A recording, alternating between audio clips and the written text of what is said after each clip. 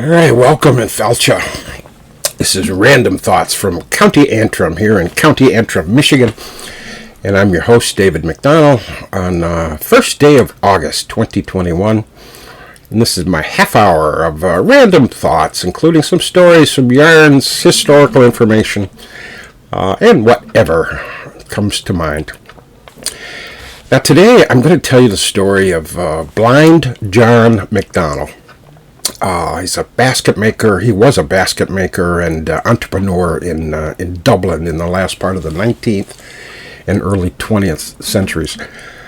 But before I tell you the story, I want to tell you two random thoughts that kind of came into my head this week and led me to think about blind John. The first is the controversy surrounding political correctness. It's related to wokeness and the cancel culture, whatever those concepts may mean to you. And there are certainly people who take those things too far. A lot of people get all worked up about things that are somewhat trivial or insignificant. And it's easy to get upset with the PC crowd. I usually just laugh at some of the things they come up with. But on the list of important things and important issues that affect us today, the PC issue I don't think comes into the top 10. So I can't get too worked up about it. So I'd laugh at people at some of this, and I don't get too stressed out about it. And it's not a right-left thing either. The right complains about wokeness and the cancel culture and political correctness, but they are just as guilty. It's just that the right's definition of a correct word or phrase or label or what is to be canceled is different than the left's definition of the same thing.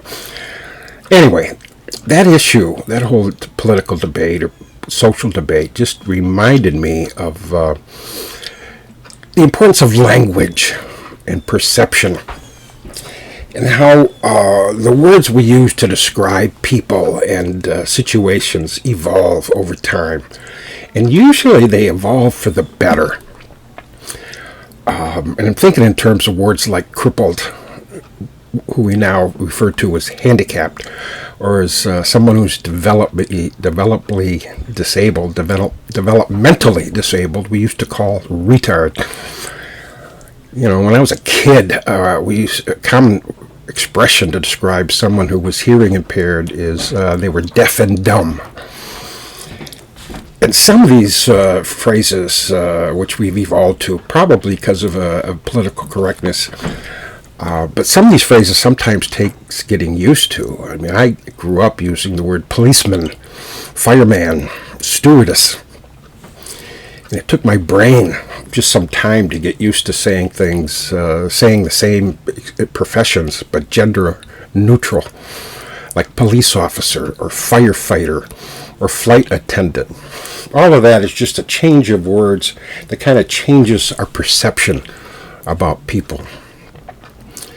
So that triggered my thought of blind John, and you'll see why in a minute. But the second trigger was that President Biden hosted an event this week, and the event was marking the 31st anniversary of the Americans with Disabilities Act.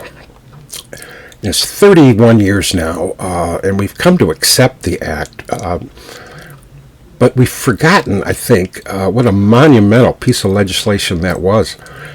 It required some simple things like wheelchair ramps and extra aisleways, curb cuts, and a variety of other things to make it easier for the disabled to get around. But it also changed people's perceptions, particularly those of employers. Because an employer could no longer make an assumption about what a disabled person could or could not do in the workplace. And it outlawed discrimination against people with disabilities in the workplace. Because if, with reasonable accommodation, a disabled person can do the job, then an employer could not refuse to hire that person simply because of the disability. Monumental change in our attitudes and thinking towards people with disabilities. Anyway, those two random thoughts made me think of blind John McDonnell. And in days gone by, years gone by, centuries gone by, occupations for the blind were very, very limited. Employment for the blind used to be limited to chair caning, basket making, broom making, and even piano tuning. Those were highly skilled crafts, but they can be done with little or no vision. What I think is the first school for the blind, it was the Liverpool School for the Blind, first school at least to teach those skills. It was founded in 1791. They also taught brush making and knitting. And schools like this were established in Ireland in the 19th century. Now, John McDonnell was born in 1841, which would have made him a toddler during the Great Hunger. And I believe, although not positive, that he was blind at birth. And if not at birth, he became blind at a very young age. And he learned basket making at the St. Joseph Male Blind Asylum in Dublin. Now, the Catholic Church also had an asylum for blind girls in Dublin. And it's interesting that these schools were called asylums. And I don't know if that was just being insensitive or if the word asylum had a little different connotation in those days. But this is the mid-19th century. And there was another asylum in Dublin, the same Dublin neighborhood with a peculiar name. It was called the Richmond Institute for the Industrious Blind. And that was a non-denominational institute. And I don't know if there was any facility for the unindustrious blind of any denomination, but this was Institute for the Industrious Blind. Now, despite the charitable names for these organizations or these facilities, students, they weren't called students. They were called inmates. So John McDonnell would have been an inmate at an asylum because he was blind. I found an illustration in the London News from 1853, and it shows a school for the indigent blind in London. And it was one room. There were no chairs, no tables. The students, or maybe I should say inmates, were in the room, were on the perimeter, so they each had their back to the wall, sitting on the floor with their back to the wall, and each of them was making a broom. That's what you did at these schools, learned how to make a broom or make a basket. Now, years later, typing was added to the list of skills the blind could do. And these schools also started to teach Braille. Now, before I get back to John, let me just take a sidestep here and just talk about Braille. There actually was a guy named Braille. His name was Louis Braille. And he was a Frenchman who lost his sight from an early childhood accident. And he developed the raised code of the alphabet in 1829. And then he published a major revision of that system with his revisions in 1837, pushing 200 years ago. And his system was based on what was called night writing. Napoleon in France, a couple decades earlier, demanded a means by which soldiers could communicate with each other silently at night without any light source. And a man named Charles Barbier developed a system in 1815, and the system included a stylus, I guess you'd come this way, with raised dots. And that system became too cumbersome, too difficult for soldiers to use, so it never worked for Napoleon. But after the Napoleonic Wars, Barbier presented his night writing system to the Royal Institute for the Blind in Paris. And there he met Louis Braille. And Braille kept the notion of the raised dots, but he basically scrapped RBA's system. Much different array of dots, a different way to present the alphabet. It almost created a new language with these raised dots. And again, that was pushing 200 years ago, and the system has not changed much at all since. It's essentially the same system developed by Louis Braille in the 1820s, 1830s. It's still the system of Braille we use today. Now, there's actually a decline in the use of Braille today, maybe even too much of a decline. There's a decline in the percentage of blind people who use Braille.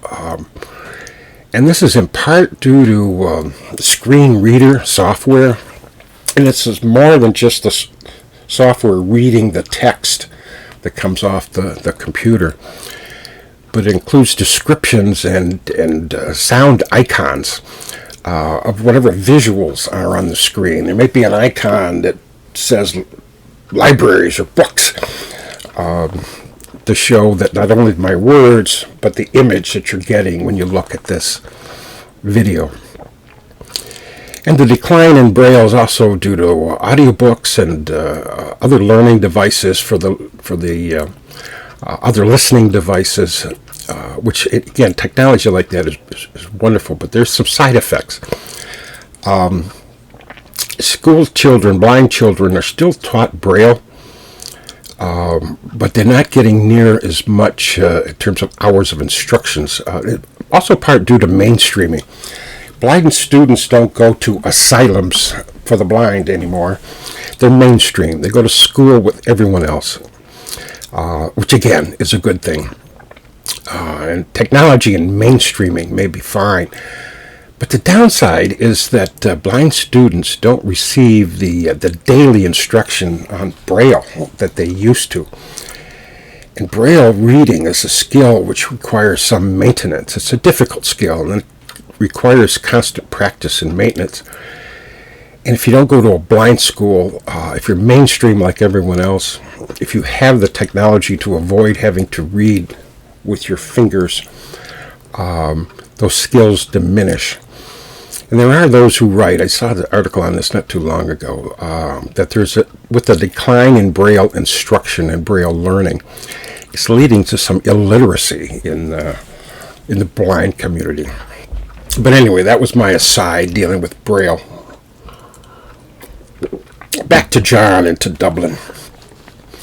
Now, I don't know what came first, whether it was the schools for the blind or Dublin's basket and broom making industry. But both were located in the same neighborhood. It's near the Four Courts building, near the river Liffey. And this neighborhood had a disproportionate number of blind people and a disproportionate number of people working in the basket making and broom making industries.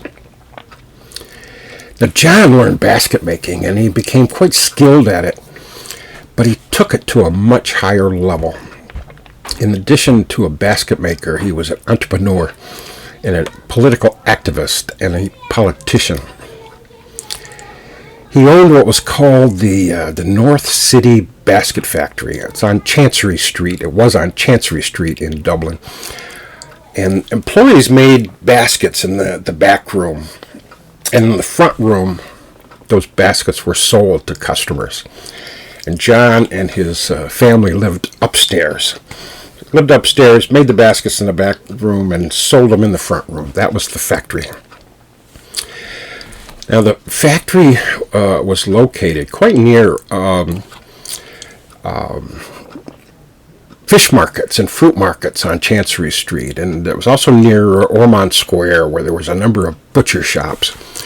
And a lot of the baskets made by John McDonnell and his basket factory were made for these dealers. So he did a good business. Not only consumers, but also straight to dealers was sold his baskets. And John was also quite active politically and campaigning for things like benefits and support services and job training for the blind. And he wrote extensively on the subject. And he was co-founder and a one-time chair of Dublin's National League for the Blind. And his neighborhood was an especially poor one. And John campaigned very hard for poor people generally, not merely those who were sightless. In fact, he was elected more than once to as one of Dublin's poor law guardians. And those are people responsible for relief efforts for the poor. And the first time he was elected, he beat 6 other candidates, including a minister of parliament. So he was quite popular in his region of his neighborhood in Dublin. Now, the National League for the Blind was more like a labor union than a charitable organization, because the blind worked in appalling sweatshop type conditions. And the National League for the Blind worked hard for better working conditions for the blind and benefits for non-working blind as well. And it also provided legal aid and social services and employment training. And it was a somewhat unique organization for that era in that it was organized to benefit the blind, and it was entirely led and operated by the blind. And it was far more political and militant than other Irish charitable organizations of the time. Now, John must have been very influential politically. He was visited by 2 very prominent Irish politicians, maybe more, but I know of at least these 2 instances. One was by John Redmond. And John Redmond was, in the late 19th century, may have been the most influential politician in Ireland. He led the Irish Parliamentarian Party. He advocated, he was one of the founders of the Land League. He advocated tenant purchase of land and also Irish Home Rule. The Easter Rising in 1916 and the British response kind of changed things politically in Ireland, and the push was for independence and not home rule, and John Redmond kind of faded away after the Easter Rising, no longer politically relevant. The other one who paid a visit to Blind John was Roger Casement, and he was far more radical than an Irish politician. Casement was the son of a British Army officer, and he served most of his adult life as in the British Foreign Service. And he was knighted for his service abroad, knighted by Queen Victoria. But in the process, he was exposed to some of the worst excesses of British colonialism in Africa and South America and Asia. So Sir Roger resigned from the Foreign Service and became a fervent, adamant Irish nationalist. And he even went to Germany in early on in World War I, and again in 1916 to secure arms for Irish independence. And in April 1916, the Germans arranged to smuggle 25,000 Russian rifles. These were rifles captured by the Germans in the Eastern Front in their war against Russia in the First World War, together with millions of rounds of ammunition, all was going to be smuggled into Ireland. Now, the Easter Rising is, I think I've talked about before, but you should know, was planned to start on Easter Sunday, 1916. It actually got delayed a day, and it was started Monday, the day after Easter. But Casement arrived in Ireland on Good Friday, a few days before, and with the rifles. And he was arrested within a few hours of landing in Ireland, and the British captured all of the Russian weapons. And Casement was sent to the Tower of London and was executed for treason. And I don't know how he got. I'm going to have to research this, and I may make it a subject, because it seems like a fascinating subject for a podcast. How the hell did Casement get into Germany when all of World War I was embroiled in war? Somehow he got to Germany, and somehow the Germans got him out of Germany and to Ireland, together with 25,000 rifles. How did they make that journey? And how did the British find out about it so quickly and had him arrested soon on after his landing? There's a story there. I'm going to figure out what it is. But in any event, Casement and Redmond came to John for the same reason. They wanted political support and they wanted money. And John McDonnell obliged both of them. John McDonnell was a active Dublin politician, and he had a national following among the blind. And he acquired some wealth in the process. He built a country house outside of Dublin. Imagine that, being educated at an asylum for the blind and learning one skill, which was basket making, and acquiring your own business in the process, and then ultimately acquiring a country house. But John did that. And he lived there until, for some reason, mysterious reason, the house burned down. And then he moved back to Dublin. And he moved around Dublin in a one-horse, two-wheeled carriage that was made entirely out of basket works. So when he traveled around town, people saw his carriage and his basket works. And that was a good advertisement for his business. John was still alive. I saw a reference he was alive in the 1911 census. He was not alive in the 1911 census. He would have been 70 years old. He was not alive in the 1921 census. So somewhere along that way he died. And indeed, to me, it's an inspiring story of a man with a disability who got ahead nevertheless. Now, how much time I got? I have a little bit of time, so if I thought I'd tell you about one more, just a wee bit, about one more blind Irishman. His name is Patrick O'Brien, and he was known as the Blind Piper, or sometimes the Limerick Piper. And he was born in 1773 in County Clare. He was from a prosperous family, and he was well educated, as I heard. He was well educated from hedge schools. But he began to lose his sight as a young man, and he was completely blind by the time he was 26. Now, he's already a musician. He played the pipes, but when he became blind, he took up piping as his full-time profession. And he moved to Limerick. And he never made it big time as a tour performer. But he played on the streets of Limerick every day, typically at a busy corner. We call those people buskers nowadays, playing for tips, playing for a few shillings here or there. And Patrick O'Brien became very well known in and around Limerick for his playing of the pipe. Playing of the pipes. Now, he slipped and fell on the ice in Limerick in 1855. He would have been in his early 80s.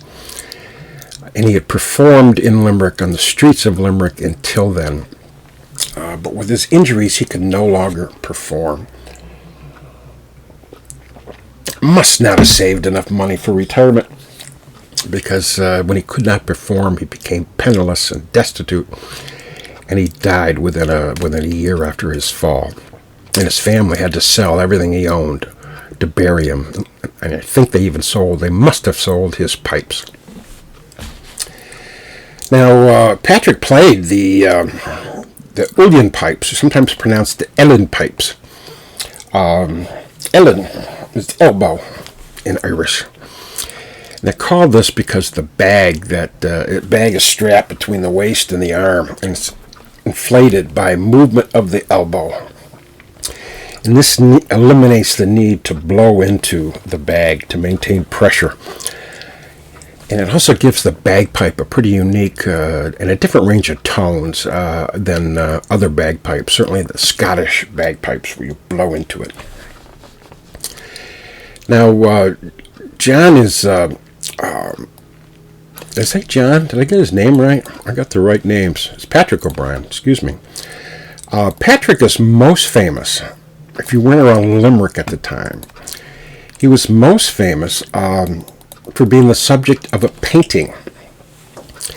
It's a painting called The Blind Piper, and it's sometimes called the Limerick Piper.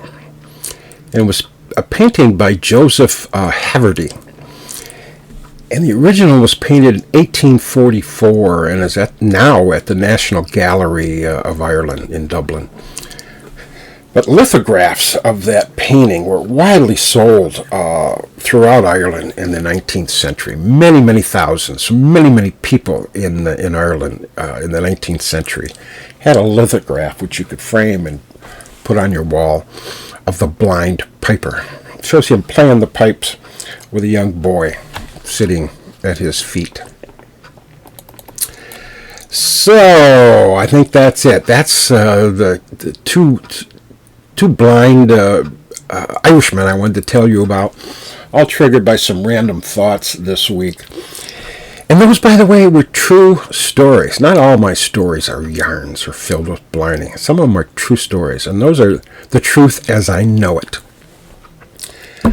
So please, for other stories, some true not and some not, take a look at my website, clandonald.net, or send me an email at clandonald@gmail.com. Like and share this video with your friends or your enemies. I don't care. Just get this video out to people to see. Love to have more viewership on my podcast. And also like and share my Facebook page. So that's the end of the first podcast in the month of August. There's a few more to come. And until next week, I will see you later.